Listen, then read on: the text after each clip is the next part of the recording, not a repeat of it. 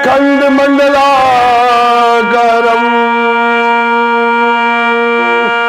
व्याप्तमेन चराचरं तद्पदं दर्शितं येनं तस्मै श्री गुरुवे नमः।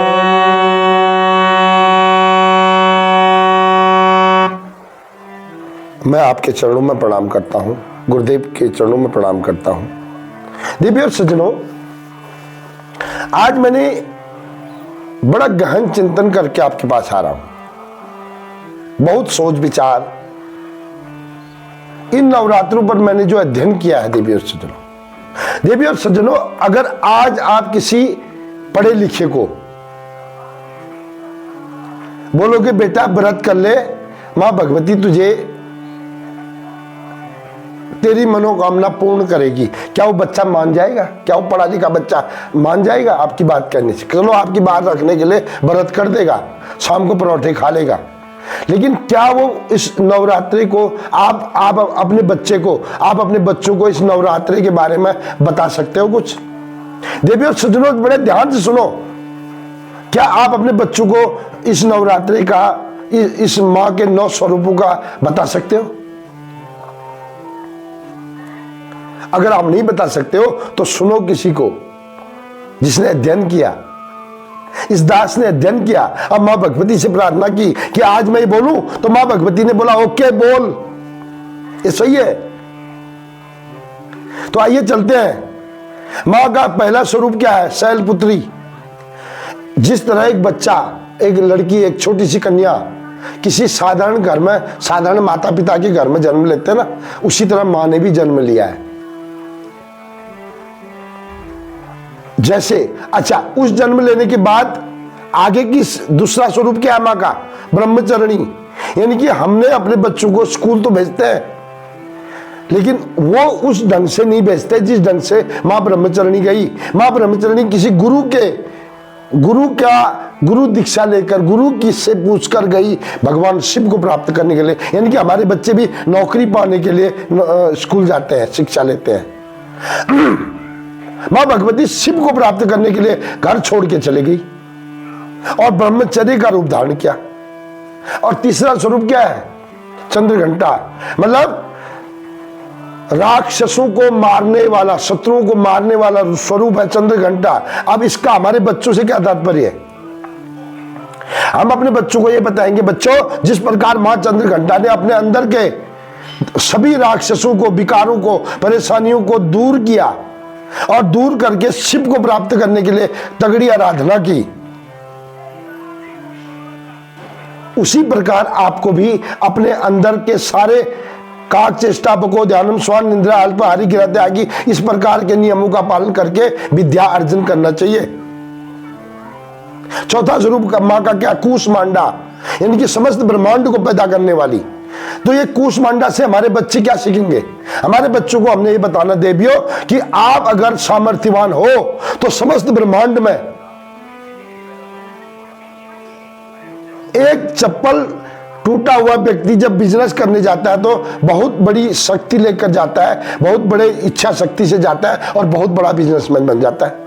इसी तरह मां कूष्मांडा सिखाती है कि अगर मेरे अंदर दम है तो समस्त ब्रह्मांड को काबू करने की शक्ति मुझ में है। 5वां स्वरूप है मां स्कंद माता। अब इसका अर्थ क्या है? मां के 6 पुत्र हुए पहले, 6 पुत्र अलग अलग। तो मां ने उन 6 विद्याओं को, यानी कि काम, क्रोध, लोभ, मोह, अहंकार और मद, मत्सर, दंभ, राग, द्वेष से युक्त उस 6 के 6 विकारों को एक कर दिया और अपने पुत्र छठी रूप कात्यायनी बनी, जिसमें उन्होंने अपने पुत्र को, कार्तिक को ऐसा कल्याणकारी बना दिया, दूसरों के लिए जीने वाला बना दिया। यानी कि हम अपने बेटे को क्या बोलते हैं? नौकरी कर बेटा, देखना फलाने के काम मत आना, बीमार हो जाएगा, जुकाम हो जाएगा, तेरे को नुकसान हो जाएगा ना। मां भगवती ने बोला नहीं, तुम पुत्र, तुम जो है देवताओं की सेनापति बनो और उस तारकासुर का वध करो। क्या अपने बेटे को कोई ऐसे लगाएगा? लड़ाई के लिए, लेकिन माँ ने लगाया, माँ ने दुनिया को सिखाया, अरे दुनिया वालों, आपका बेटा आपकी संपत्ति नहीं है, देश की संपत्ति है, धर्म की संपत्ति है, आप धर्म के लिए काम कराओ उससे, ये सिखाया।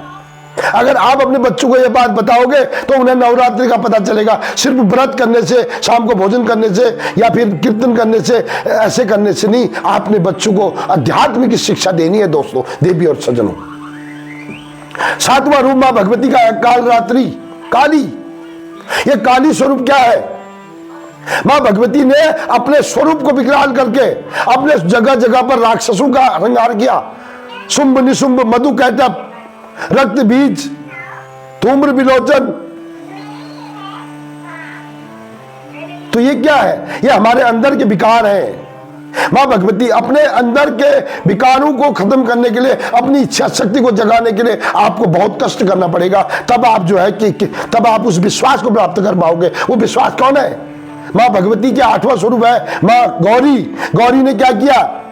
जब शिव को प्राप्त किया, जर्जर हालत में शिव का दर्शन हुआ, उस विश्वास की उत्पत्ति मां भगवती ने देखी। तो उसी समय शिव के अंदर से, शिव के जटाओं से जो गंगा रूपी भक्ति है, वो उस कालरात्रि पर पड़ी और कालरात्रि सुंदर हो गई, महागौरी बन गई और शिव को प्राप्त कर लिया, यानी कि लक्ष्य को प्राप्त कर लिया। फिर संसार की मालकिन बन गई महागौरी। सर्वमंगल सर्वमंगल मांगल्ये शिवे सर्वार्थ साधिके शरण्ये त्र्यंबके गौरी नारायणी नमस्ते।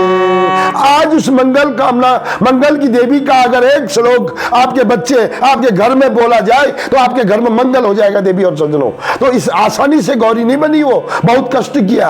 आपके बच्चे भी इसी तरह से मेहनत करेंगे, आध्यात्मिक रहेंगे, शुद्ध भोजन करेंगे, रोज व्रत करेंगे, रोज अध्यात्म करेंगे, रोज भगवत प्राप्ति की आशा करेंगे, तब हो पाएगा। देवी और सज्जनों, और क्या हुआ?